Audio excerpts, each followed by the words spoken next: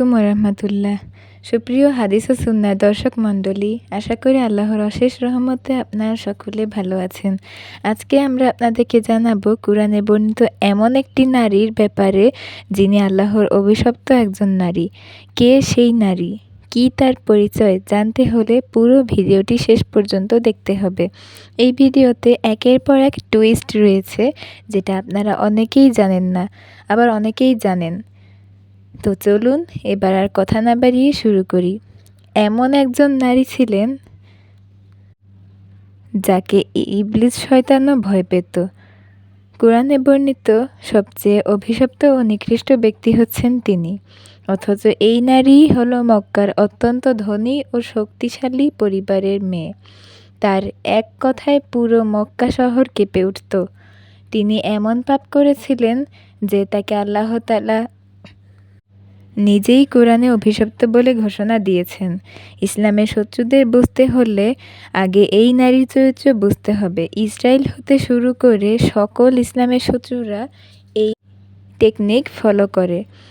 তিনি তার স্বামীকে বেঈমানি ও নাফরমানি করতে বাধ্য করেছিলেন। উম্মে জামিল হলেন কুরাইশ গোত্রের সবচেয়ে শক্তিশালী বংশের মেয়ে। তার বাবা হারব ইবনে উমাইয়া একজন সম্মানিত নেতা ছিলেন। উম্মে জামিলের মনে হলো সৌন্দর্য, এবং তিনি এত সুন্দরী ছিলেন তাকে সৌন্দর্যের জননী বলা হতো। তিনি ছিলেন দেখতে আকর্ষণীয়, তেমন তার রূপ, সৌন্দর্য এবং উচ্চবংশীয়। কি নেই তার, কিন্তু উচ্চ চরিত্র ভালো করেনি। ছোটবেলা থেকেই তিনি উচ্চাভিলাষী ছিলেন। কোনো কিছুই তাকে খুশি করতে পারত না। অল্প বয়সে তার বিয়ে হয় আবু লাহাবের সাথে।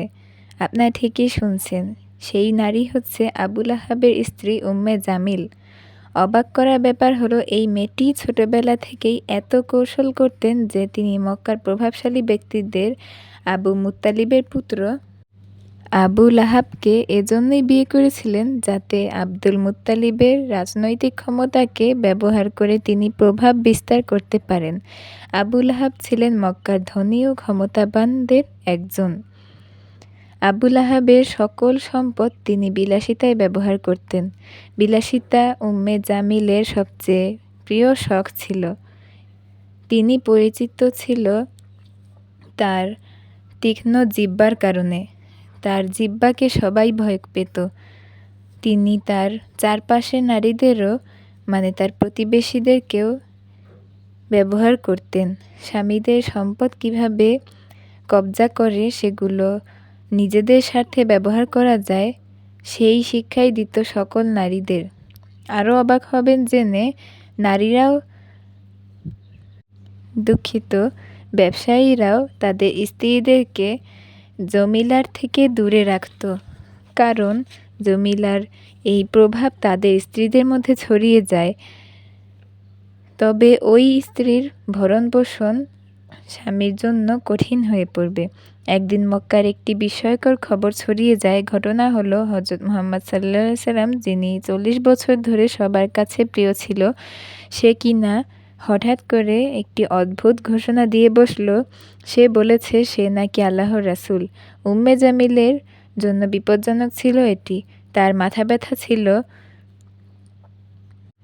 স্রষ্টা নিয়ে, যে যদি সত্যি মুহাম্মদ সাল্লাল্লাহু আলাইহি সাল্লাম নবী হয় তাহলে তো তাদের নিয়ন্ত্রণ থাকবে না। মুহাম্মদ সাল্লাল্লাহু আলাইহি সাল্লামের কাছে সবাই চলে যাবে।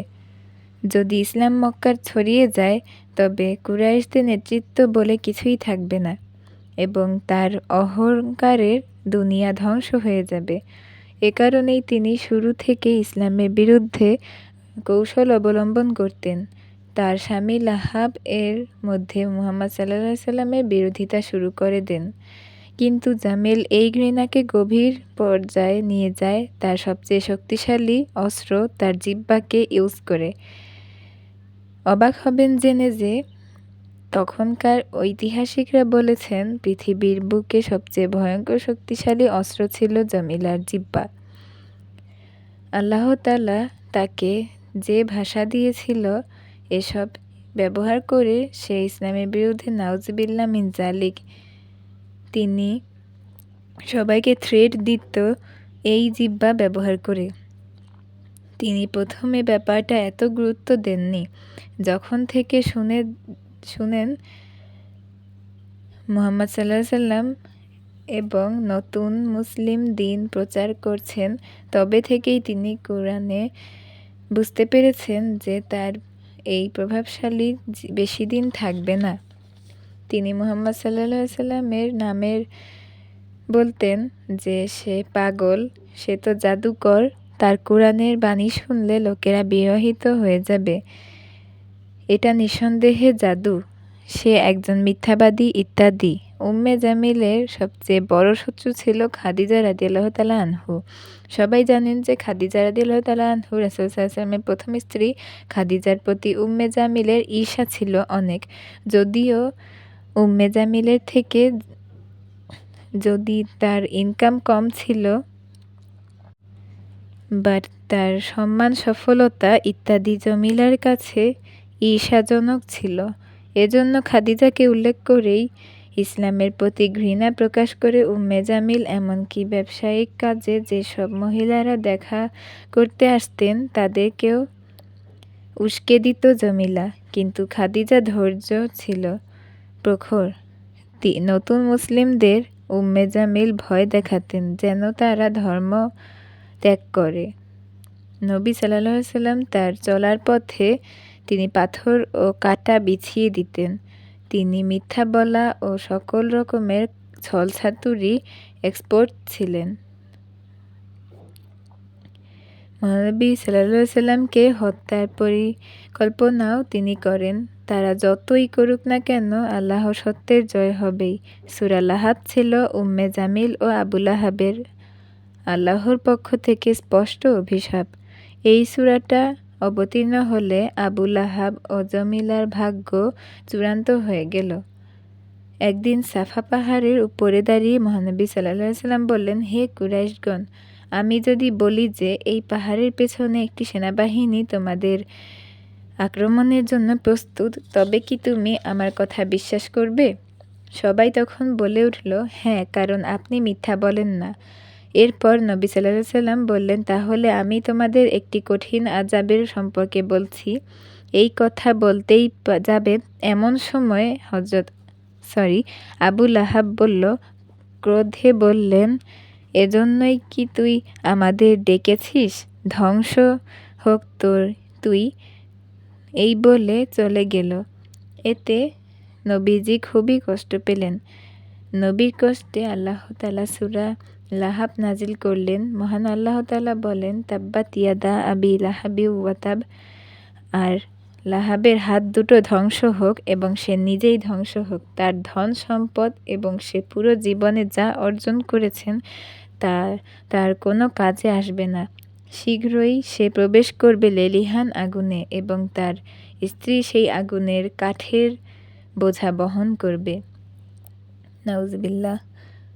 উভয় থাকবে মজবুত, শুকনো, তীক্ষ্ণ রশি দ্বারা আবৃত। সূরা লাহাব। এই সূরায় লাহাব ও জামিলের ধ্বংসের পরিণতি লেখা হয়েছে, যা আল্লাহর তরফ থেকে এক বিশাল অভিশাপ স্বরূপ ছিল।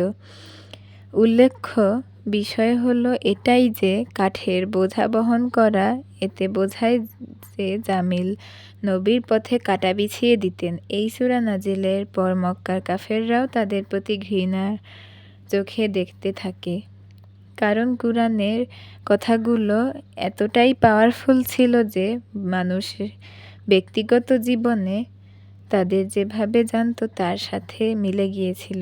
এরপরে আবু লাহাবের ও তার স্ত্রীর উপর সবখানে ছড়িয়ে পড়ছিল পরিণতি ব্যাপারে। একদিন উম্মে জামিল অতিষ্ঠ হয়ে হাতে একটি পাথর নিয়ে মহানবী সাল্লাল্লাহু আলাইহি সাল্লামকে মারার জন্য খুঁজছিলেন তাকে, এবং বলল, আমার মৃত্যু হলেও মুহাম্মদ সাল্লাল্লাহু আলাইহি সাল্লামকে খতম করেই ছাড়ব। তিনি কাবার গিয়ে দেখলেন সেখানেই তিনি আছেন। এরপর নবীজি সাল্লাল্লাহু আলাইহি সাল্লাম যেখানে বসেন সেখানে গিয়ে তিনি আবু বকর রাদিয়াল্লাহু তাআলা আনহুকে দেখলেন এবং তার সামনে গিয়ে বললেন, তোমার বন্ধুর কোথায়? আমি তো এই পাথর দিয়ে তাকে মাথায় আঘাত করে খতম করে দিতে এসেছি। আবু বকর তার দিকে শান্তভাবে তাকিয়ে রইলেন। আরও অবাক হবেন যে আবু বকরের পাশেই কিন্তু রাসূল সাল্লাল্লাহু আলাইহি সাল্লাম দাঁড়িয়েছিলেন, কিন্তু আল্লাহ জামিলের চোখের সামনে নবীজিকে দেখা দিচ্ছিলেন না। কারণ ওই সময় জিবরাইল আলাইহিস সালাম অদৃশ্য করে রেখেছিলেন তার সামনে এসে। নবীজি সাল্লাল্লাহু আলাইহি সাল্লাম জমিলাকে দেখে বললেন, তিনি ক্রোধে এই পাথরটা ফেলে দিয়ে চলে যায়। এরপর ৩ বছরের মাথায় আবু লাহাবের ওপর আসলো এক দুনিয়াবি ভয়ঙ্কর লাঞ্ছনা এবং গজব। একটি মারাত্মক রোগ তার শরীরে ছড়িয়ে পড়ে। এটা ছিল ছোঁয়াচে রোগ। এই ছোঁয়াচে রোগের জন্য কুরাইশরাও তাকে বর্জন করে, কিন্তু তার স্ত্রী যায়নি। তিনি বলেন, আমি আমার স্বামীকে ভালোবাসি, মরণ যদি হয় একসাথেই হবে। এভাবে ২ থেকে ৩ মাস সেবা করেও এক পর্যায়ে লাহাবের শরীর থেকে তীব্র দুর্গন্ধ আসতে থাকে। জমিলা বাধ্য হয়ে লাহাবকে ফেলে চলে যায়। জামিল চলে গেলে লাহাবের শরীর পচতে থাকে এবং মারা যাওয়ার ৬ ঘন্টার মধ্যে দুর্গন্ধ ছড়িয়ে পড়ে। তাকে কেউই দাফন করতে চাইছিল না। এরপর জামিল কিছু লোক ভাড়া করে লাহাবের লাশকে সরিয়ে দিতে বলল। এরপর তারা একটি গর্তের ভেতরে লাশ ছুঁড়ে ফেলে দিল এবং পাথর চাপা দিল। আবু লাহাবের মৃত্যুর পর জামিল খুবই একা হয়ে গেলেন এবং সময়ের সাথে সাথে তার মস্তিষ্ক বিকৃত হয়ে যায়। সে আস্তে আস্তে পাগল হয়ে যেতে থাকে। ইতিহাসে বর্ণনা অনুসারে তার মৃত্যু ছিল অত্যন্ত ভয়াবহ। আসলে আল্লাহর রাসূল হযরত মুহাম্মদ সাল্লাল্লাহু আলাইহি সাল্লামকে হত্যার জন্য যে পাথর তিনি নিয়েছিলেন সেটা মক্কার আবু লাহাবের সাথে তিনি ফেলে দিয়ে চলে গিয়েছিলেন। পাথরটা সেই স্থানেই এখনও আছে। কেউ কোনোদিন এখন পর্যন্ত এই পাথরটা সরায়নি। আবু লাহাবের স্ত্রী মানসিক সমস্যা যখন ভয়াবহ আকার ধারণ করছিল, তখন সে বারবার আত্মহননের চেষ্টা করছিল। কোনো কিছুতেই তার শান্তি হচ্ছিল না। পাগলের মতো বিভিন্ন জায়গায় গিয়ে পাথরের সাথে বা গাছের সাথে মাথা আঘাত করতে শুরু করে। কিন্তু কিছু বর্ণনা থেকে পাওয়া যায়, এক পর্যায়ে সে স্বপ্নে খুঁজে পায় এক বিশেষ পাথর রয়েছে। সে পাথর দিয়ে যদি মাথায় আঘাত করা যায় তাহলে তার মানসিক অশান্তি এবং তার যন্ত্রণা থেকে সে রক্ষা পাবে। অতঃপর স্বপ্নে দেখানো সেই পথ অনুযায়ী কাবার পাশে পড়ে থাকা অনেক দিন ধরে পুরনো সেই পাথর তিনি খুঁজে নিয়ে আসেন। সেই পাথরটিই ছিল হযরত মুহাম্মদ সাল্লাল্লাহু আলাইহি ওয়াসাল্লামকে হত্যা করার জন্য যে পাথরটি তিনি প্রায় 3 বছর আগে নিয়ে গিয়েছিলেন, সেই পাথর। সেই পাথর দিয়ে তার মাথায় সজোরে আঘাত করে, কিন্তু সেই একটা আঘাতই ছিল তার মৃত্যুর কারণ। তার যন্ত্রণা থেকে এবং তার অতিরিক্ত মাথার যন্ত্রণা এবং মানসিক অশান্তি থেকে সে রেহাই পায়, কিন্তু সেই একটি আঘাতেই তার মৃত্যু হয়ে যায়। উম্মে জামিল ও আবু লাহাব ছিলেন ইসলামের সবচেয়ে বড় শত্রু, কিন্তু শেষ পর্যন্ত তারা কেউই আল্লাহর শাস্তি থেকে রেহাই পায়নি। তারা ভেবেছিলেন যে তারা নিজেদের সম্পদ, ক্ষমতা ও অহংকার দিয়ে তারা সুখী হবে, কিন্তু তার শেষ পর্যন্ত ছিল অপমান, বঞ্চনা, যন্ত্রণা ও কষ্টে পরিপূর্ণ। তাদের এই পরিণতি তাদের জন্য শুধু শিক্ষা নয়, বরং কিয়ামত পর্যন্ত সব কাফের ও জালেমদের জন্য একটি কঠিন বার্তা স্বরূপ। মনে রাখবেন, আজ এই জমিনের বুকে যারা অসহায় নিপীড়িত ফিলিস্তিনের ভূমিতে শক্তিশালী বোমা বর্ষণ করে মানুষদের দেহকে আকাশে উড়িয়ে দিচ্ছে, একদিন তাদের এই পরিণতি জমিনে আপনারা দেখতে পাবেন এবং আপনারা নিজেদের চোখে দেখবেন। আজকে আমার এই ভিডিওটি কেমন লাগলো অবশ্যই কিন্তু কমেন্টে জানাবেন এবং আমার চ্যানেলটি সাবস্ক্রাইব করে পাশেই থাকবেন। সবাই ভালো থাকবেন। আল্লাহ হাফেজ। আসসালামু আলাইকুম ওয়া রাহমাতুল্লাহি ওয়া বারাকাতুহু।